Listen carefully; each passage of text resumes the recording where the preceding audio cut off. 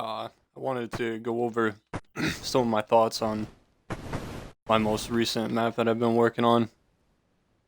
This is called Good Night, and I don't know. I've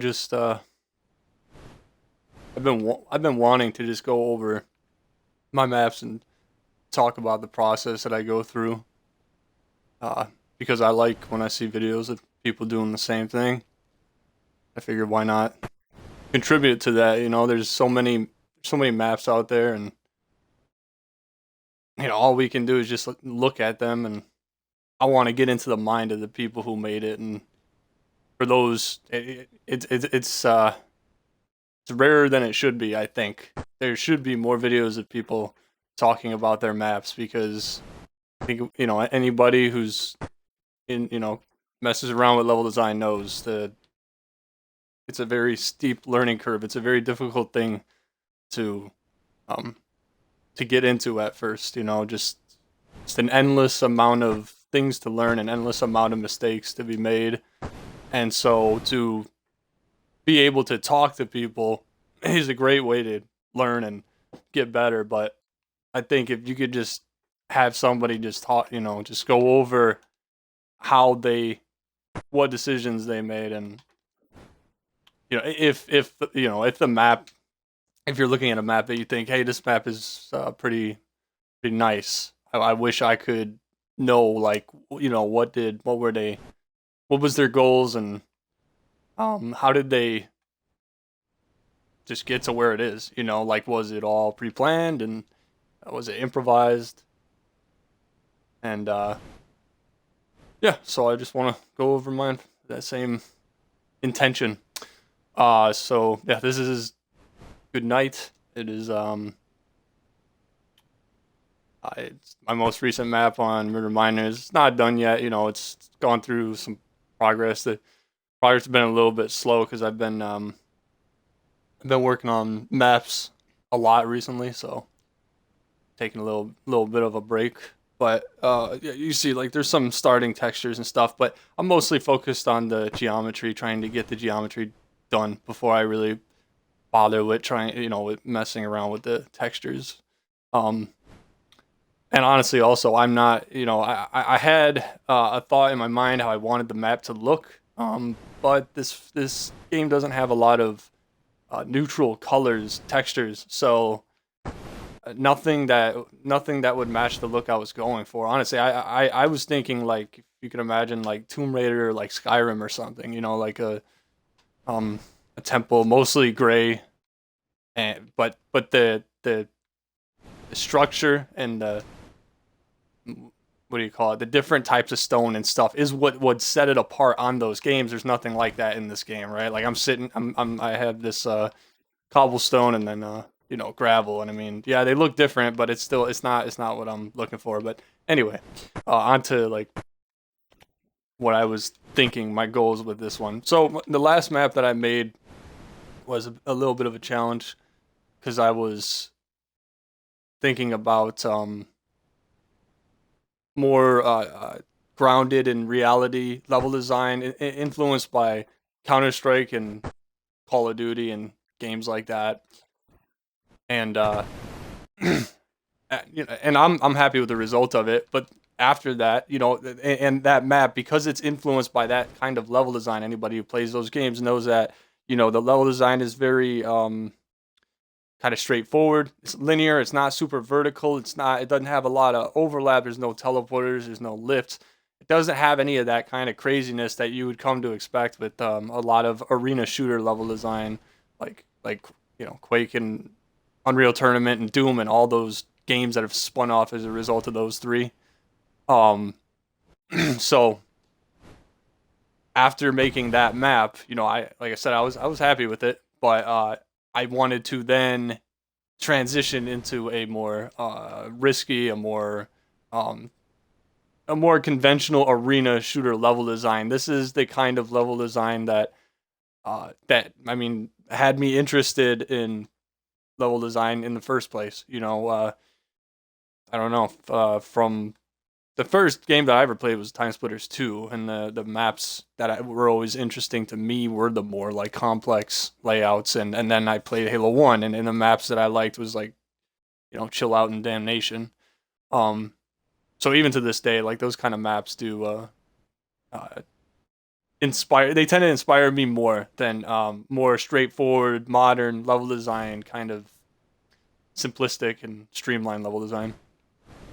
But anyway, so one of the ways that I was going to transition from my last map to this one is to have heavy overlap. That was the central idea. Is like, okay, that last map, your engagements are very horizontal. Very, your the angle that you're looking at is very shallow in most fights.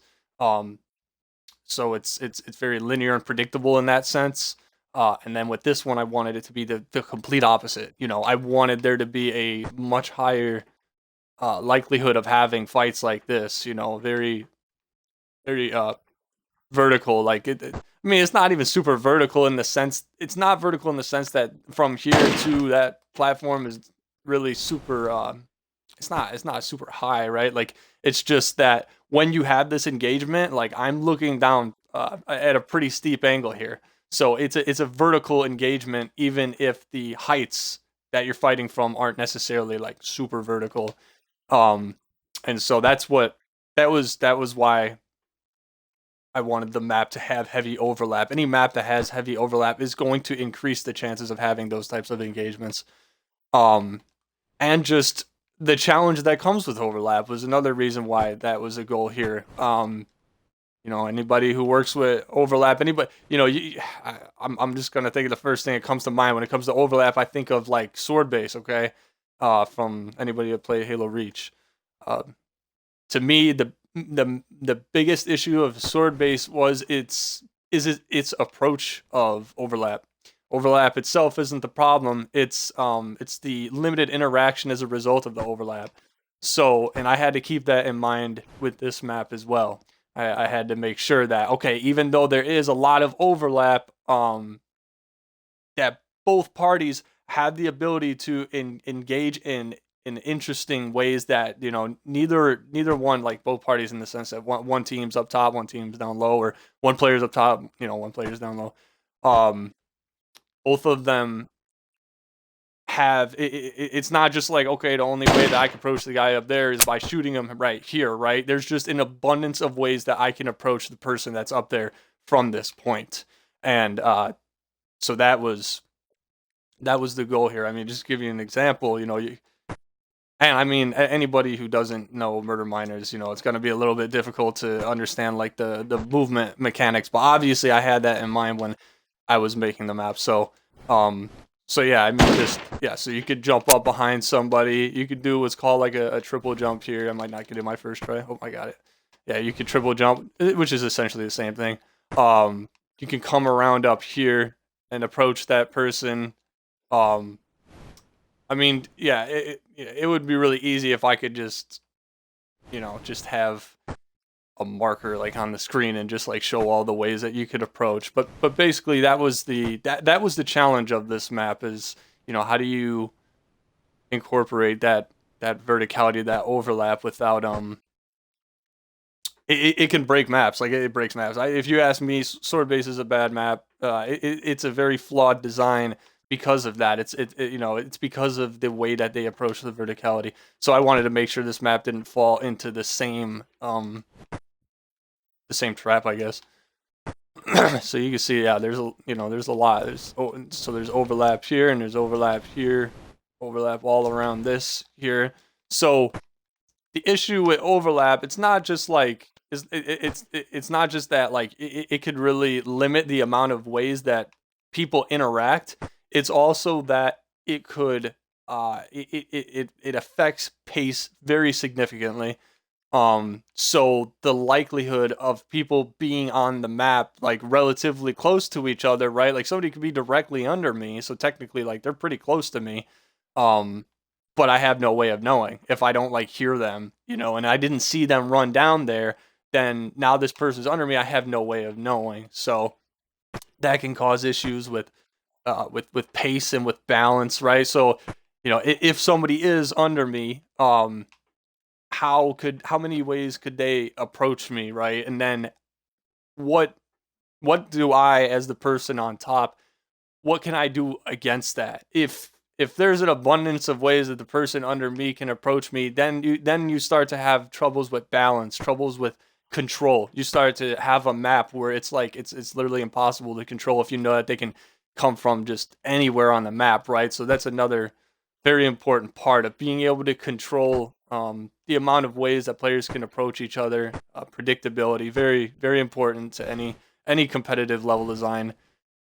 Um, Anybody who played the most recent Call of Duty knows that those maps have they kind of have that issue going on. There's just players can you're standing in a position and then you just see like 20 different windows or 20 different or an alleyway or however just rooftops and all this different ways that people can approach you, and the predictability is like it's non-existent. So that's also amplified by things like overlap. So those are things that you need to keep in mind when you do choose to have a map that is that has significant overlap.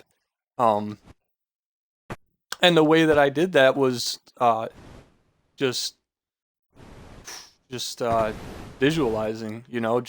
I drew down a very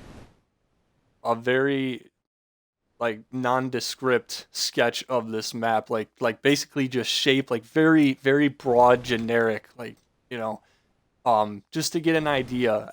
It was really just to I wanted to keep this structure that in mind. I didn't think that I was a lot of the stuff I draw I don't necessarily like. I Most of the things I draw I never make them, and this could have been just another one of those things. So at this point, like I used to draw a lot of maps like because everything I drew was with the intention of being made. So everything I drew, I try to make it to scale. I try to make sure on paper it was basically exactly how I want it in game. I haven't done that recently, and part of it is because I'm never sure if I'm going to actually bring it into a game. But part of it's also because I've found that as I've gotten a little bit better at designing on the fly, that drawing exactly to scale it could be kind of limiting. So when I drew like a really rough shape, I had absolutely no idea of how I was going to connect the bottom, and how this area. I mean, just nothing. Like none of the small scale geometry basically existed. It would be cool if I could show you the picture, but yeah, it's basic. It looked like I don't know. It was like 5 squares, and they were just assorted in a way that reminded me of the structure that's here. Um, so yeah, most of it was pretty improvised. I started with this ramp and then went up to here. I knew that I was going to have the middle of the map be the highest point, and that it was going to have overlap, and that I was thinking with like a temple theme in mind. But that's about it. So everything else has been about just heavy improvisation, just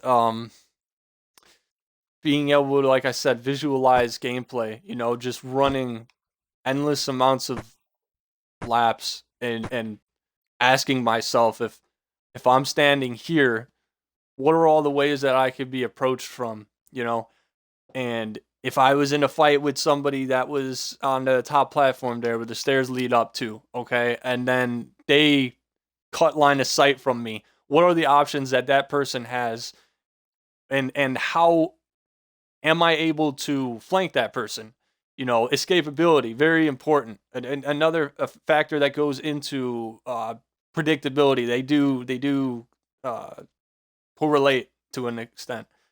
Um, so if somebody has lost my line of sight, am I able to re-engage with them? If you have a map where every time somebody disengages, that means that they can't be punished. You have that could be a big issue on maps. Um, so when somebody cuts my line of sight from up there, I know that I have the ability to at least come down here and get here. So if they were standing here and they strafed here and they tried to run away, I still do have this ability to get to this platform as well. Maybe if they ran, if they were here and they cut line of sight and they ran this way, it'd be a little harder for me to finish my kill, but still I could still jump up to here and maybe catch them as they're running away. The most important point being that I do have the tools to be able to keep the engagements going. Once you lose somebody on a map, once if somebody broke line of sight from me, and then I just had no way of knowing where they were, it could create less than competitive gameplay. That's not really what you want, right? You want it should be a mind game. It should be about who moves around the map more cleverly, I suppose, just smarter. So in order to do that, in order to make smart decisions when you're playing, a very important factor should be where the enemy is, right? So if somebody broke line of sight from me and I had no idea where they were, then my next decision that I made is less impactful because I don't know where the other person could be on the map. But if a map is well designed and somebody breaks line of sight from me, then and I have an understanding of the map, then I should know all of the possible places that they could be, and then from there, that informs the decision of what I'm going to do, what counteraction I'm going to take. That's good gameplay, if you ask me. That's well designed gameplay. So that was a very important kind of thing that I constantly had in mind. And I've been watching people play this map, just spectating, just starting the map up and watching as people play, and seeing how their movement has evolved as they learn the map. It's really nice to be able to just sit and watch. People don't even know if I'm there, if I'm just starting up the map just for anybody to join in and play. But I am but I was I'll watch people play because it could be a little bit overwhelming at first. This kind of level design. It's not like hyper complex or anything like that. But it is. There's heavy overlap. There's a lot of there's a learning curve to this map. So I wanted to see how easily are people navigating through it. As they first experience the map. I mean, it's very important. First impressions are very important. Accessibility and people knowing the options that are available to them, very important.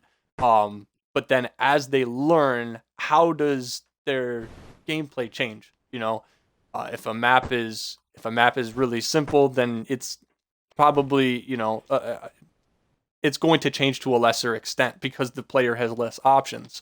If a map is too difficult to learn, if it's like a chore, to learn, and and you're kind of hiding stuff. There's no light in this game, but there's a lot of maps where you can light up a path, but you're choosing not to. And when people start doing that, and now the person has played the map multiple times and their gameplay hasn't really changed because they have options available to them, they don't even realize it because the map isn't really communicating that. You could call that sort of a subjective thing, but to me, accessibility is very important. And that goes in with accessibility. Players knowing what options they have available to them. I think when you start pushing away from accessibility, I think.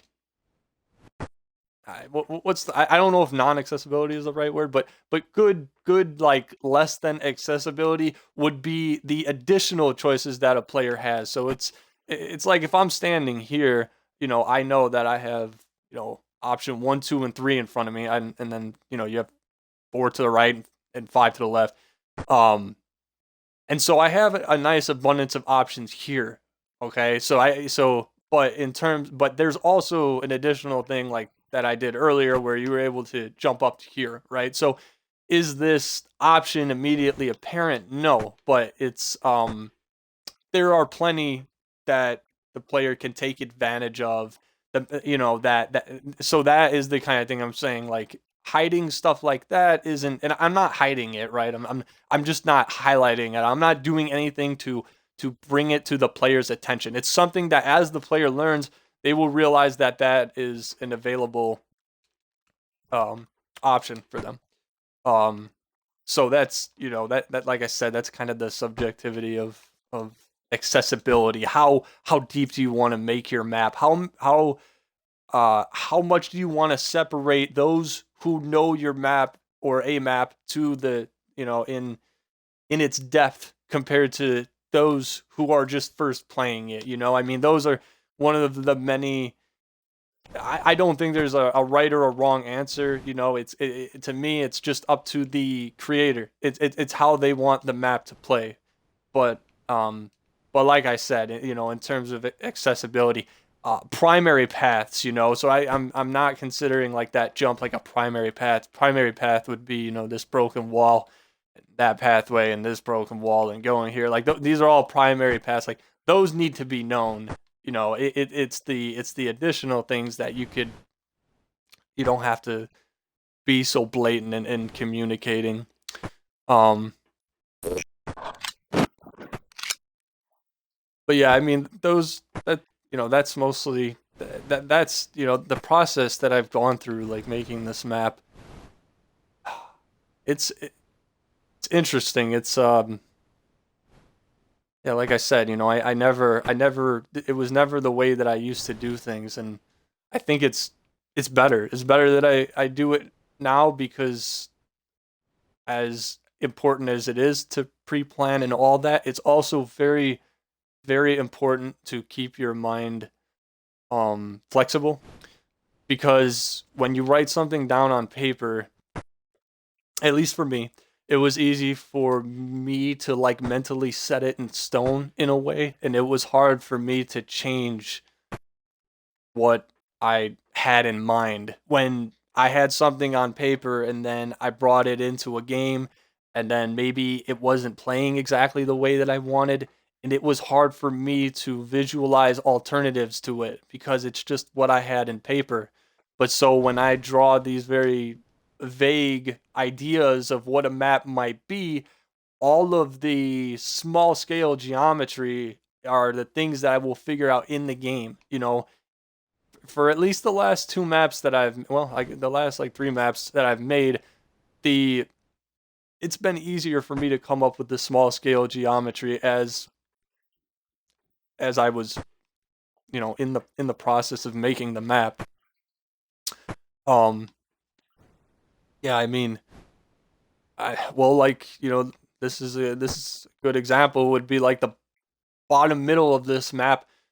When I first made this map, this was a hallway, and then this was a hallway, and then it came to the middle, and then it was another hallway here that came to this point, and then this wall was up, right, and then this broken wall was still here, and then it opened up here. This was where bottom middle opened up, just this corner, and I realized the frequency of interaction in the bottom middle was lower than I would like, because you could be bottom mid, but if there's a network of hallways that are bottom mid, like even as you see somebody drop down bottom mid, and now you try to drop down low on the map and get an angle on them. Well, it's really hard to get an angle on somebody when there's just a bunch of hallways, when everything's just a bunch of corridors.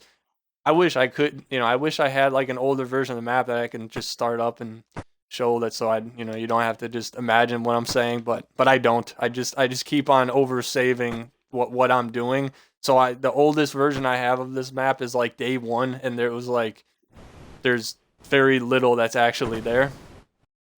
Um but so that was a part of the process. That was a part of the process of me understanding what I wanted with the map and making the small scale geometry changes necessary in order to get the map to where I wanted it to be. Um, the bottom middle of this map is so important because as like I said about escapability, um, in a lot of engagements, the the escape is bottom middle. So naturally, it's people go low, and then people will hug the perimeter, but the perimeter of this map isn't necessarily as safe as the middle. The middle is congested, so people will use it to try to escape. So I needed to make sure in the event that people are using it to escape, I need to make sure that the person that they are escaping from has the ability to, you know, re-engage or just to get a visual on them.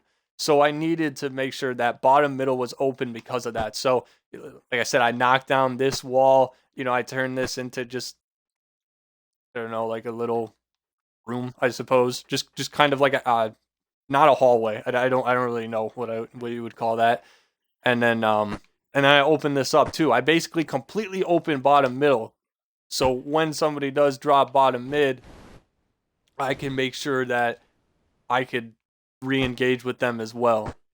Um, like if I'm fighting with someone here, right, and then they go left, I know that I can go left and maybe get a visual on them. Um, so I didn't have to. If it was the way it used to be, this would have been a big wall. Like everything was just there was a lot of negative space in bottom mid, and I had to get rid of that. I had to open it up, and you know anybody who knows, like, you open a map up, you make a singular decision on a map, and it has a domino effect. It's very rare that a single decision has it a it's not in a vacuum. A map is in its entirety. So when you change one area of the map, you're essentially changing other things about the map as well, because those other things will be able to interact with that place that you changed. So it's easy. Anybody who's newer and they try to fix something, they have an issue with their map and they try to make a change, and then all of a sudden it created another issue. That's exactly what I'm talking about. So I knew, like, as I was opening this up, if I went overkill, if I started opening the bottom mid up too much, now bottom mid is no man's land.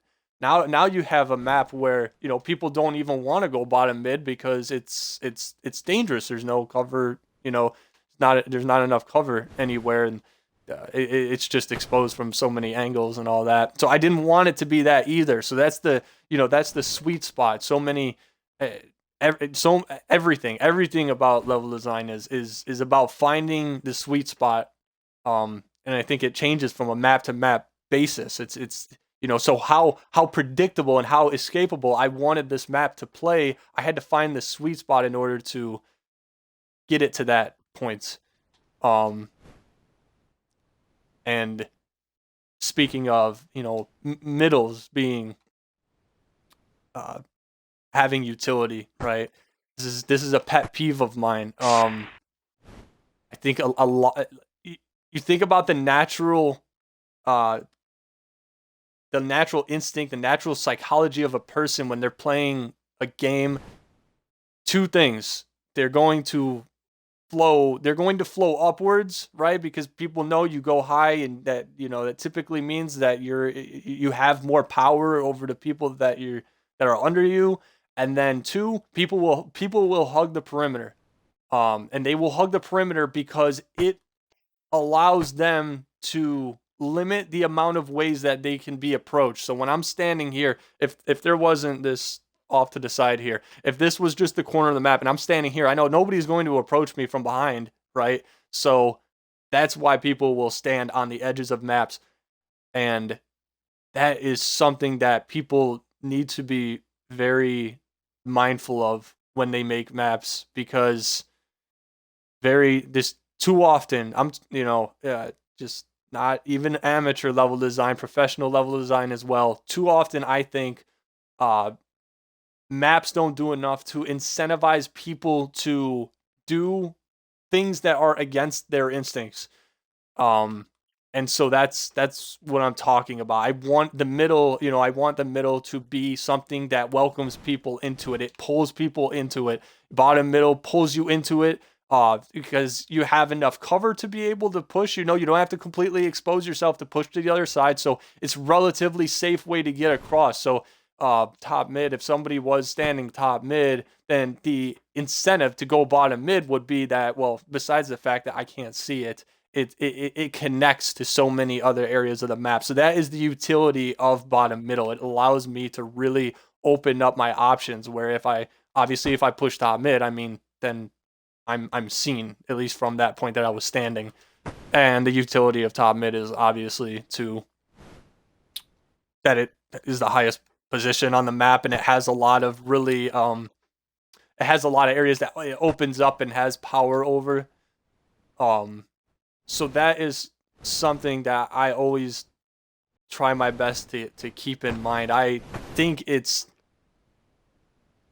not hard to have a map that people do those two things, that people flow high and people stay on the edge of.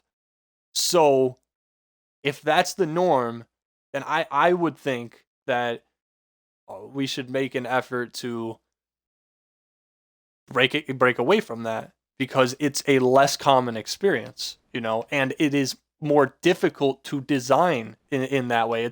It's more difficult uh, to pull players in the middle if they have that instinct, you know, to I want to stay safe.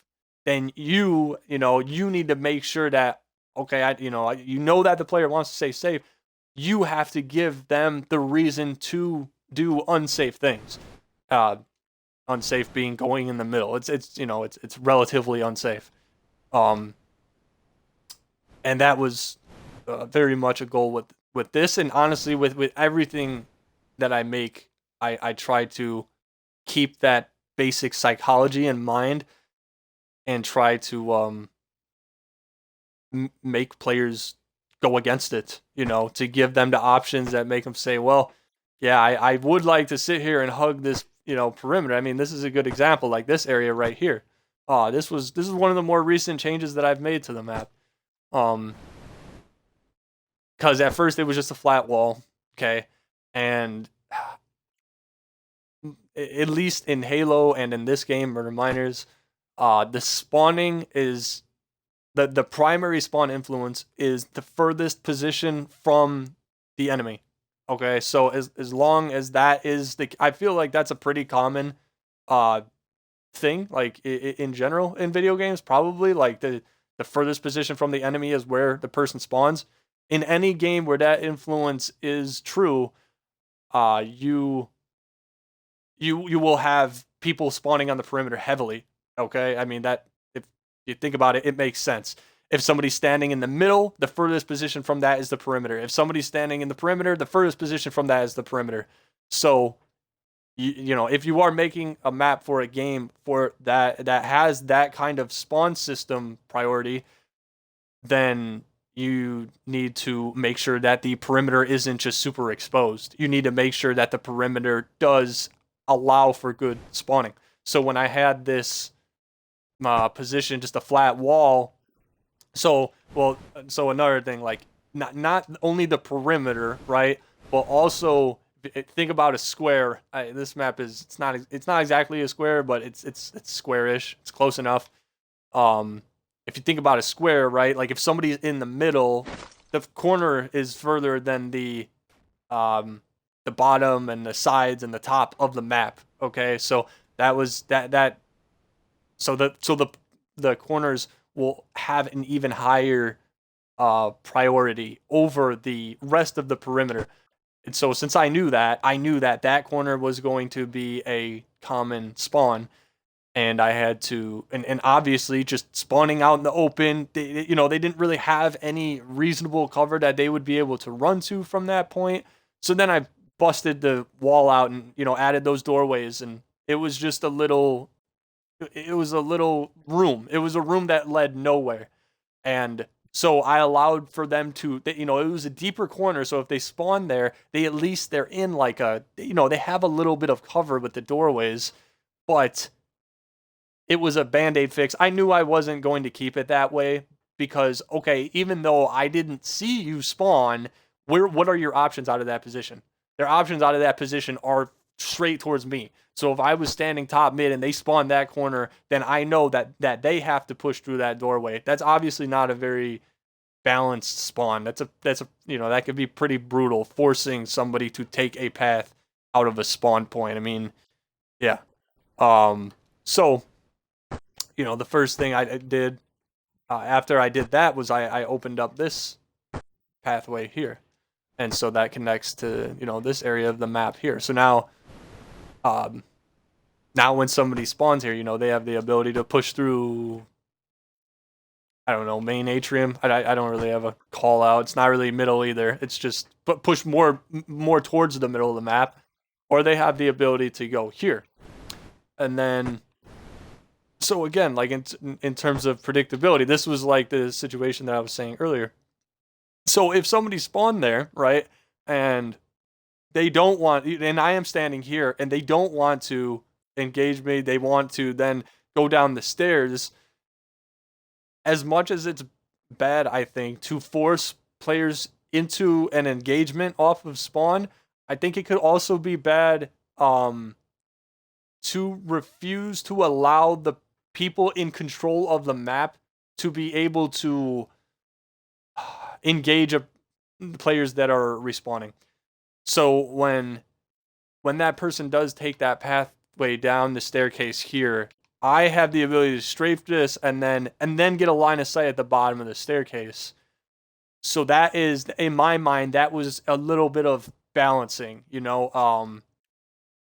So yeah, they spawn and they run down the staircase and then they run past me. Yeah, chances are I'm not going to be able to kill them here. Maybe if a really well-timed grenade and then a shot in the head or something like that. But it was more about information. It was more about that this person understands the map. They know that this person cut the line of sight on on the right side, and they know that line of sight is then that path leads to here. So it's map knowledge for the person that's at the top. They're rewarded for that. Hopefully, I haven't gotten any team tests on this map yet. It's only been FFA just to see how people move around on the map. But hopefully I have the sweet spot in this case that it does allow the person on top to have the information to know where the player that respawned is going, but not to the extent that the person on top could just punish you. So if I got shots on you, like if I was able to just drop down and guarantee the kill, I don't know if I don't know. Like I said, it's just about I'd have to figure out in game. But so here's a little bit of the thinking in terms of like the power of top middle.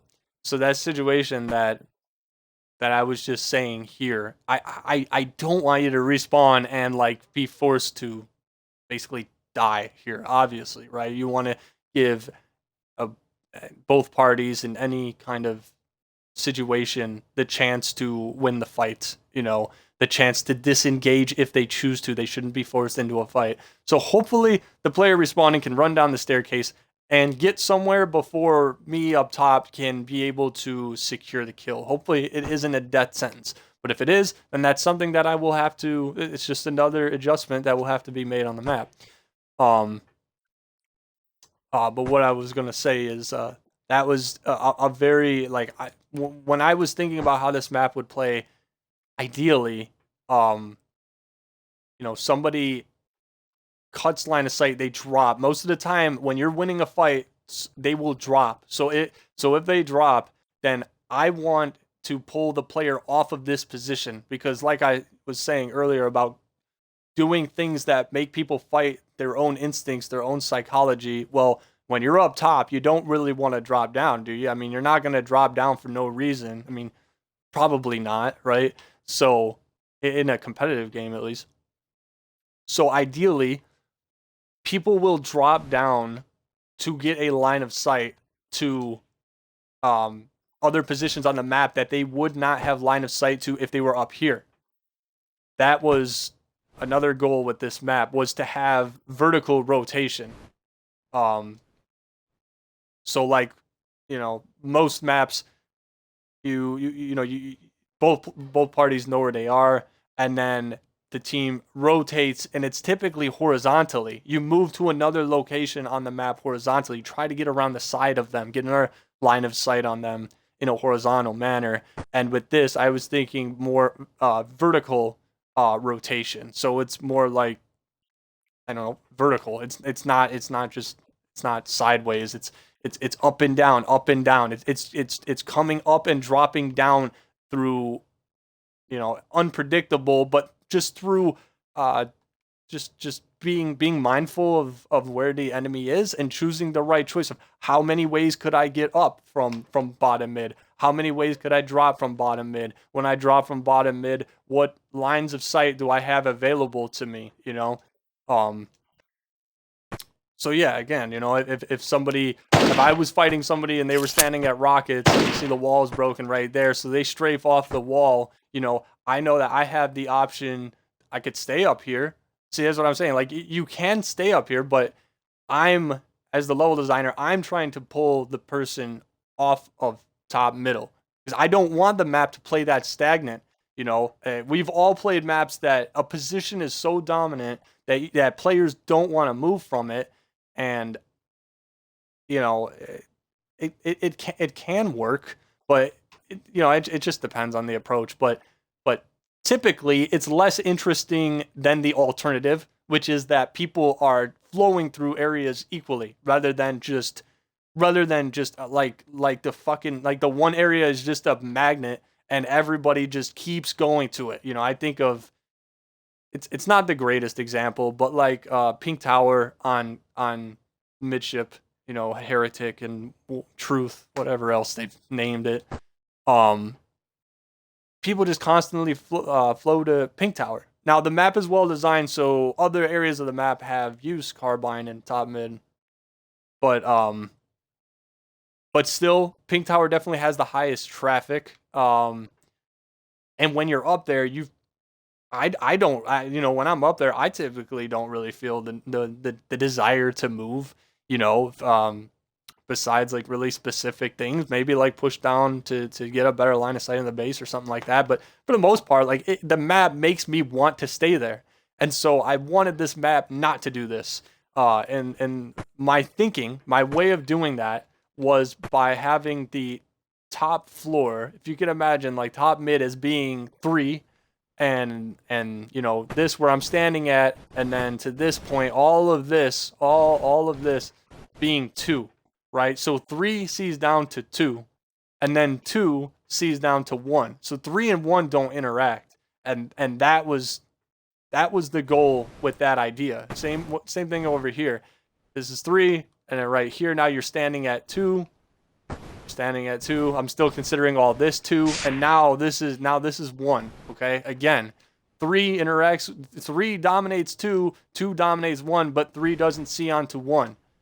So that makes it important that players, at least, ideally, my goals were that, my thinking was that players drop down to 2 in order to get sight on 1, or players drop down to 1 to get sight of other areas of the map. Because when you're at 3, when you're at top, like you have a nice sight of 2, but you don't have a nice sight of the map in its entirety. So there are situations where you're just going to be either forced to move from this position in order to re-engage and try to secure your kill, or just accept that you're not going to get the kill.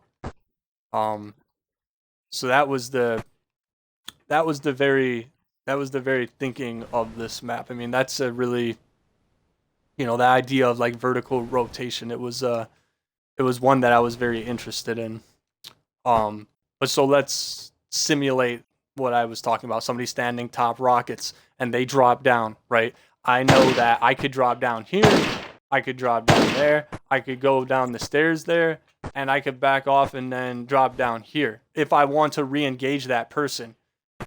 Okay, so if they drop down bottom rockets, they pretty much are right here if they drop down bottom rockets. Okay, so let me go back up there. So there are rockets, they drop down, and I went down to here. See, same idea. If the person dropped down to bottom rockets, then and I did that, that person didn't. Even though they broke my line of sight, they're not gone. You know, I know their options from here. If they drop down bottom rockets, they're standing right here. You know, here's rockets right there. They drop down to here, they're here. Okay. So if I drop down like I did, and I don't see them, the only way, you know, the only place they could be is here or here, you know, or like standing on this or something like that. There's no additional pathway from this point that allows the person that dropped down to this position to completely break away from the engagement from me. And so I think in that way, dropping down on this map, like it would be, you're just giving up kills basically. Because if I drop down to this point and top middle doesn't see me, you know, 3 doesn't see me, that position doesn't see me down here. So, like I said, ideally the other player is going to drop down, and that's how that vertical rotation happens. That's how I'm trying to make the map incentivize people to rise and fall just continuously rather than just hold down a singular position. And then just all the lines of sight that 2 has to 1, even though 3 or I mean 2 has to 3, even though 3 dominates 2 in the sense that it's a higher position, it's not like you can't challenge 3 from 2. You know, I could still fight somebody from here and win a fight. So it's, you know, it's he has the advantage of height position, but that is not, you know, that's not it could be overstated. You know, and sometimes people go overstate the importance of height. You know, it's not always. You know, I'm sitting behind cover. If I'm losing a fight, you know, I could get behind cover.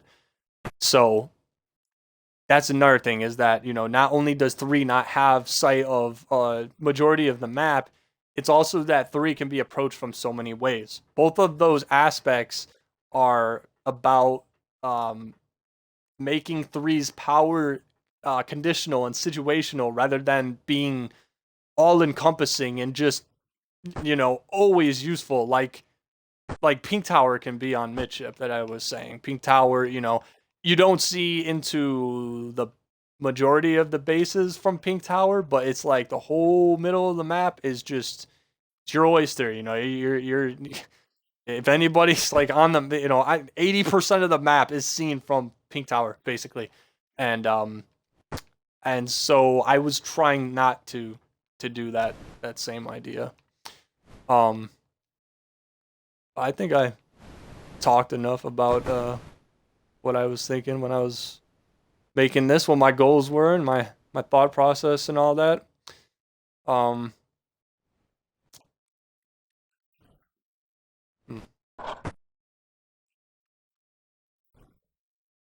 Yeah, speaking of, like, you know, accessibility, I think this is another good example of it.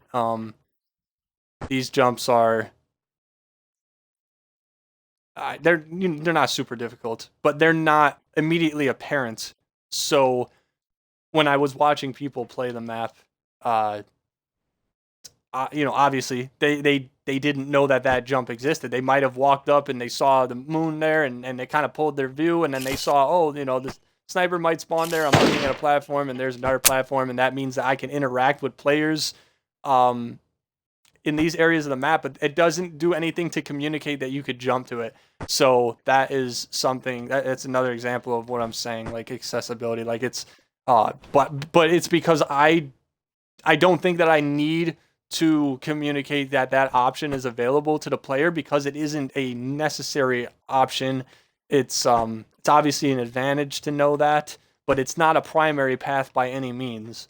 So that's, you know, just another example of what I'm talking about with like primary and secondary options, and how important it is to make the players know what the primary options are, and then maybe the secondary options kind of just get learned. They you know, people learn them over time, and how that can add depth to a map. People can appreciate how a map changes as they learn more about it, and how they move through it, and how as other people move, you know, how players move through it as they learn, and then how that can change the map. You know, a strategy that seems like it's dominant might suddenly become obsolete because there are options available on the map that people didn't know about. There are jumps and things like that.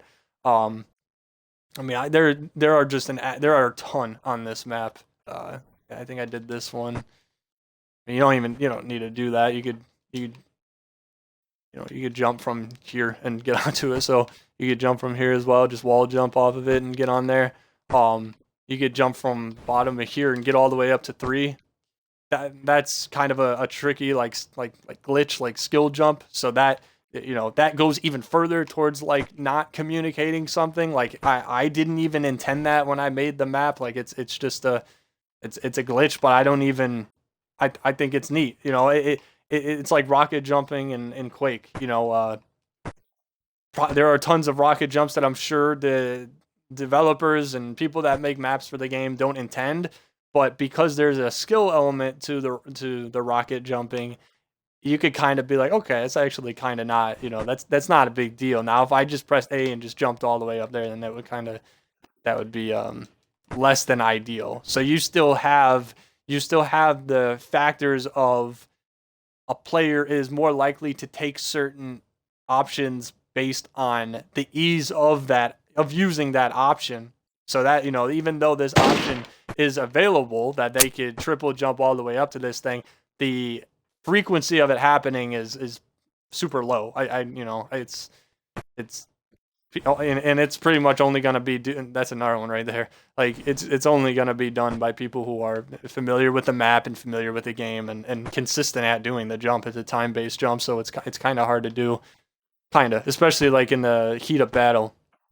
But here's a little less than I have this rectangle, this stack of blocks, I suppose, to communicate that there is the jump here for now. I don't I don't know if that's staying or not, but sometimes I like to just have something that says, hey, like that consistency and knowing that if you see a certain shape or a certain texture or something, that there's a reason for it, right? Like it's not because I just happen to have it there. It's not like it's just because I can jump up here and just like hide here. It's because it's actually a jump. You could jump up here and then you could double jump on top of this thing. And speaking of the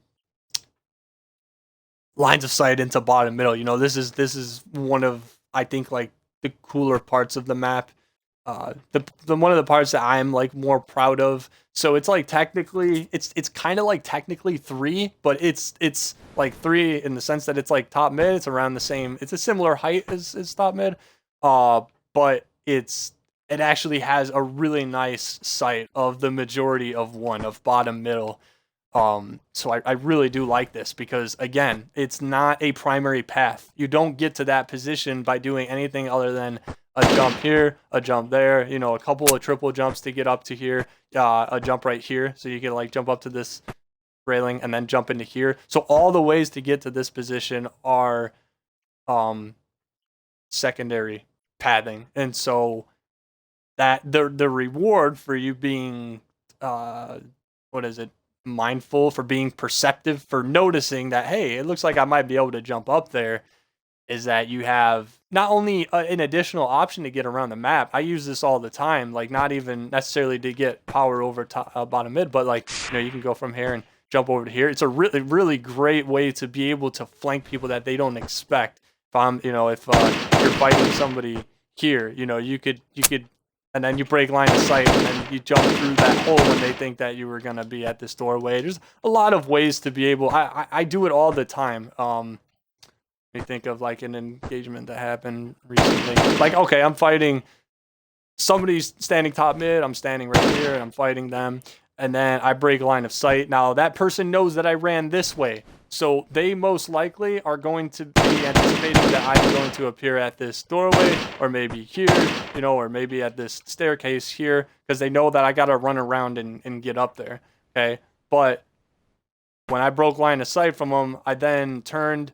I went onto this railing, double jumped up to here, and then double jump, and then jumped into this window, and then got around behind them like that. So not only is this position nice because of the, really nice line of sight to the lowest level that like no other position on the map has, It's also a situationally useful flanking option.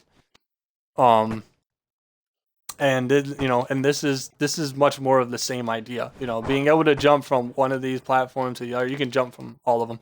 It's just one more option that a player that is perceptive, that learns the map and has the skill to be able to do these jumps, um, has over a player that doesn't. And I think another sweet spot, another important sweet spot is, and I guess it does go into accessibility, is giving the players uh,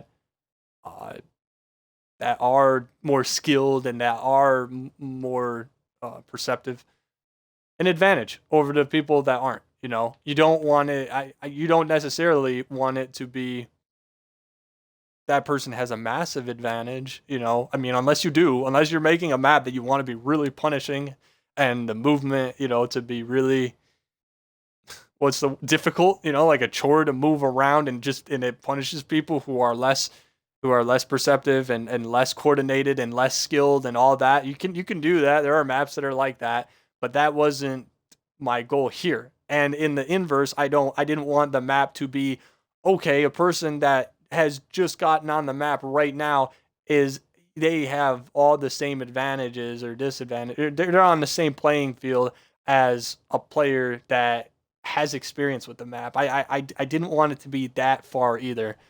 Um, and so this is the sweet spot. This is the middle ground that I've found. That there are those options available, but it's not like the player that isn't familiar with the map is just screwed because they don't know the additional features, the additional movement options that the map might have. Um, and then speaking of being able to visualize things, just standing in a position and thinking about all the ways that people can move around, I think it's just as important to be mindful of lines of sight. So there are a lot of really hyper specific lines of sight on this map that some people might think, well, that's like it's so rare that it's like, well, what does it really matter? But if you ask me, it really does make a map feel much more refined, much more polished, and it brings about some uh, really memorable experiences. Whenever I think of like memorable experiences I have of a map, it's it's an experience. It's memorable because it's rare, right? So what's rarer than designing something that's intended for a very uncommon situation? And if you didn't notice, like this line of sight is a pretty good example. And this isn't even like a hyper rare, like this isn't even like, oh, this would, the chances of it happening in game is really low. It's not. There's definitely this isn't even like the greatest example because this would happen kind of commonly. If somebody was standing top mid, right, and and somebody broke line of sight and they drop down, their back corner there, not only if they run up the stairs and they choose to, go along the edge of that balcony, it's not necessarily just about me having the opportunity to kill the person. It's about me getting the information of what direction this person is moving. So if I watch them and then all of a sudden they run past me or they run past this like line of sight because they're choosing to do this jump here, then I know. So I know like they would have to cross my line of sight to do that. So then I know when they did that jump that they were right there. And now it presents me with the option. Maybe they're trying to get the sniper that spawns right down there. It presents me with the option of thinking, do I want to drop down right here because maybe they're trying to get the sniper, or maybe they're going to turn and run, into here from bottom mid, so I'm just going to like stay top mid, or do I think that they're going to keep going this way and do this jump here? See, that information that I got from that singular line of sight, it opened me up to the ability to make a meaningful decision. And that's what I was saying earlier.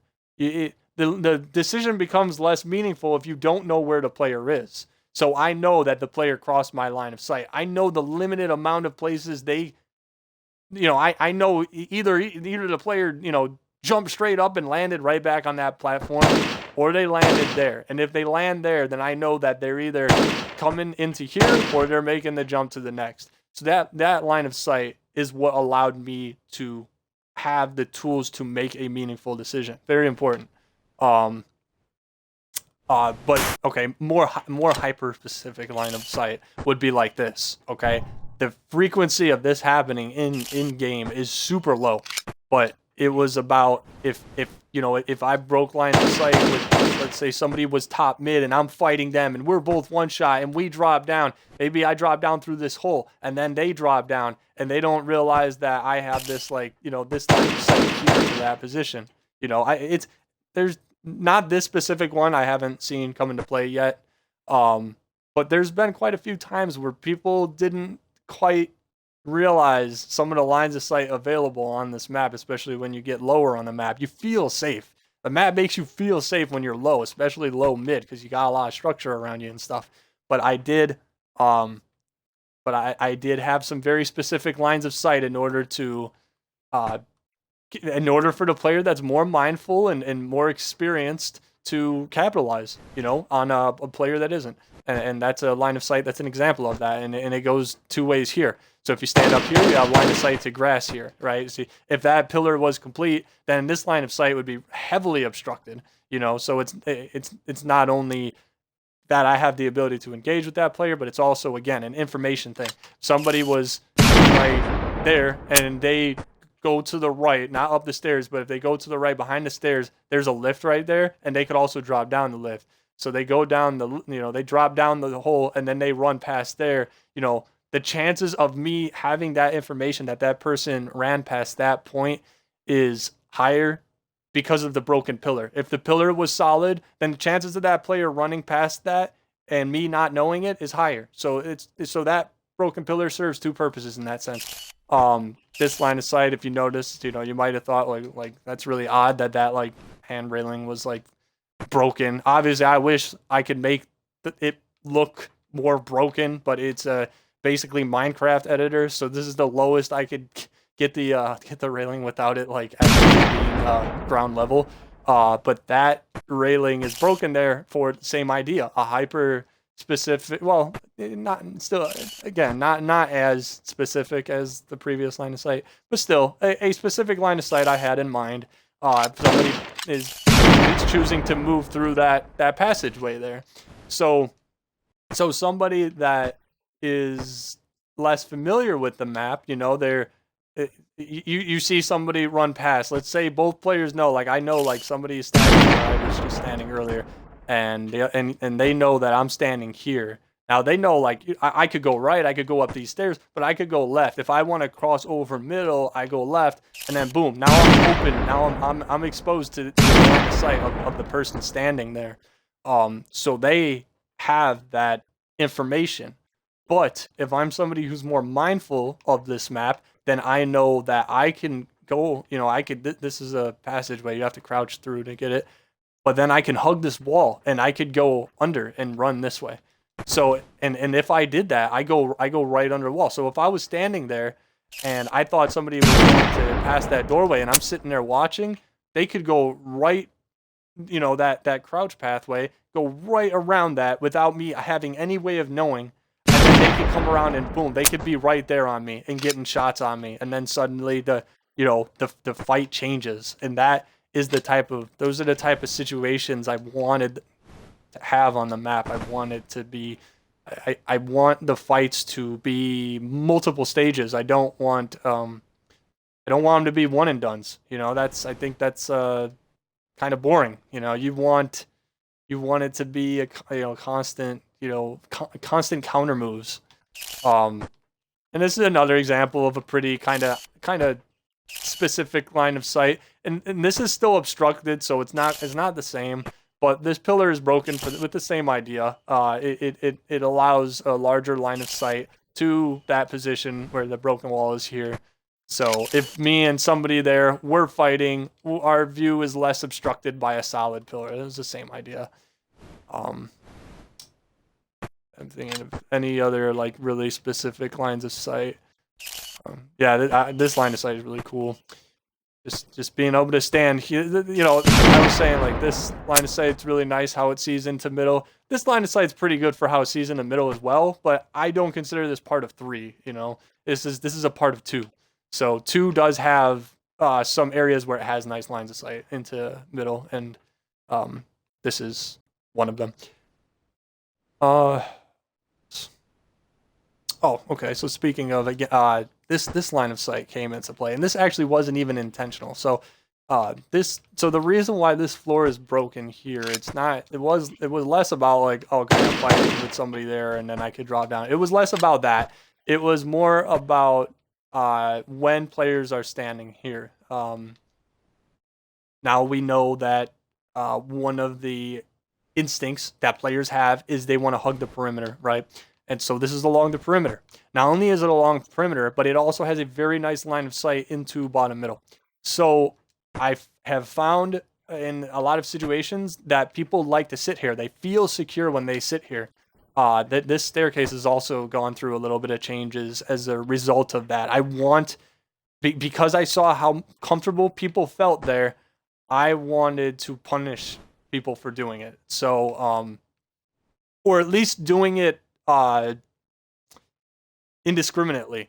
I don't want you to make a singular decision at all times, and that includes standing here. So if somebody stands here at a time where it's not a good decision, now they have to go up this staircase, and they have this. The change that I did was this staircase used to go right up to top right here, so it led straight up to here, and I didn't like that. People were basically just strafing up and down the stairs. Okay, now I see bottom mid, and now I'm strafing up top. Now I see top mid. I didn't like that. So now there's kind of this it's a little bit more of an elongated, out of the way, direct path in order to get up to this position, or they have to jump up here, which is why this wall is broken here, just so you could jump up. And it also affords a line of sight so people can see if somebody runs past in either direction, you can see it through the broken wall.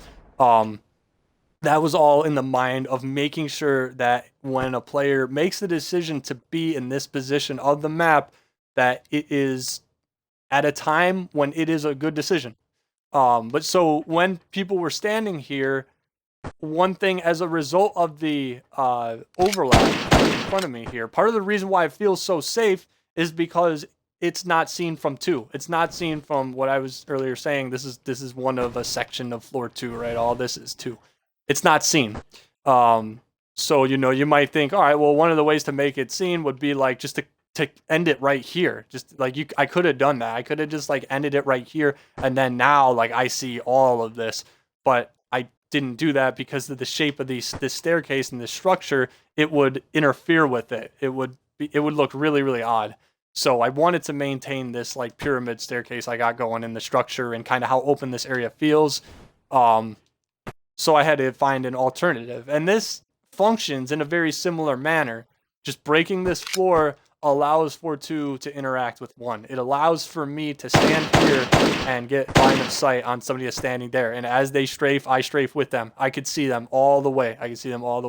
So one of the lines of sight that I saw somebody capitalize on when somebody thought they were safe, one of the areas that you'll see people on this map, people will go a lot when they're weak. I'm one shot. They were one shot and they ran. They were one shot here. They ran, and then they ran to here. They feel safe when they're here because you see what's in your view. You're at you have a control of how many limited amount of ways that you could be approached, so that makes it feel safe. It is relatively safe. So when he was standing here, the player had a pretty damn heads up move. He stood right here and he crouched, and they gave him a perfect line of sight of the person when they were one shot. Boom, finished the kill. Didn't even have to drop down. He could have, and sure. But it's cool that really specific line of sight came into play and it rewarded the player that was smart enough to make use of this feature of the map. Okay, here's another kind of specific line of sight. So this one right here, this line of sight is cool to me. I think more games should try to implement this idea. the line of sight doesn't come into play when you're standing. So if somebody's standing right here on this balcony, um, I don't see the person that's standing on the other side. They don't see me. So it forces you to have to jump to be able to see. I really like that because it makes it to where when I'm not going to happen to see somebody run by, right? There's nothing wrong with having lines of sight where somebody runs by and then you catch a glimpse of them for the reasons that I was saying earlier about the importance of giving the player the information and creating that predictability and all that. That's all that's well and good when it applies. It applies to lines of sight like what I'm looking at here. It does not apply, at least in my mind, the way that I made the map. It doesn't apply here. I don't want to happen to see somebody on this balcony. I want this line of sight to be utilized because somebody is sitting at the balcony and refusing to move. So it's a way of making sure I have the information. Okay, I jump here because I suspect that somebody's standing there. And that's what that is. So you'll never run past it and happen to get a glimpse of it. I did not want this. I did not want you to stand and have a line of sight. It would be too long. It'd be too flat. It'd be too punishing for the balcony. I did not want that. I wanted it to be a line of sight that was mostly about just having the information of being able to jump and see that they're there. And then from there, I could make my decision of how I want to approach them. It was less about being able to engage them when I have the line of sight. Because like I said, again, people like to hug the perimeter, right? So if people like to hug the perimeter, this is the perimeter. And this is also a very common spawn because of like what I said earlier, corners are if your map is kind of square or rectangle shape, the corners will be the hottest spawns. So this is a corner, and it's kind of safe because I needed to provide a safe spawning area. So I wanted to make sure that people don't feel the incentive to stay here, right? So if somebody does have the incentive to stay here, then the person that's there can push forward and they can jump and see that I'm standing here and then make a decision of how they want to approach me. It's just one more way of having the information that I am standing here. And so that is why I broke that line of sight like that. And I think Call of Duty, any game that has to jump, having a line of sight like that, I think is a really cool. It would be a really cool thing to see more often. Really, like I said, the word I'm using is hyper specific. Really, really specific. Not like that. That's not. This isn't going to come into play every game. It might. It might very rarely come into play. It will come into play when people are. If you thought that somebody was standing at that balcony and you chose to like come up this staircase, you're probably gonna jump there. So that's the hyper specific situation that it's going to come into play. Or if you're just running here and then and you think maybe somebody's there, right? You're like, okay, let's say you spawned here and you ran here and you just why not, just to check it, right? But you have to jump in order to do it. You have to make a conscious effort to get the ability to have that line of sight, and that's why I think it's kind of a cool feature to have on maps. I think I've gone over enough about it. I appreciate anybody who stopped by for the stream, and anybody who watches it when I upload it to YouTube, and hopefully some people learn some things. Some people, open to a different perspective, a different way of thinking about something. Maybe I introduced a concept that you might not have considered, or a different way of thinking about something. Or just, the basics, just gave you a basic understanding of like flow of player instincts and things like that. Whatever. Anybody who learns something, and even the people who don't, anybody who watches, I appreciate it. I've been wanting to do this for a long time. I don't know why I put it off. It's kind of a hard thing to get started. It was a little bit of a daunting, like, how do I even start this? So I just went off. But once I got comfortable with it, it's level design is something I'm extremely passionate about, and uh, psychology is something I'm very passionate about, and those two things really mix together really well, and it makes for something that I can just sit there and talk about. So maybe I'll do, depending on the response that I get to this, if I do get a response from anybody, um, maybe I'll have another map that I'll go over. I appreciate you guys watching, and I'll see you later.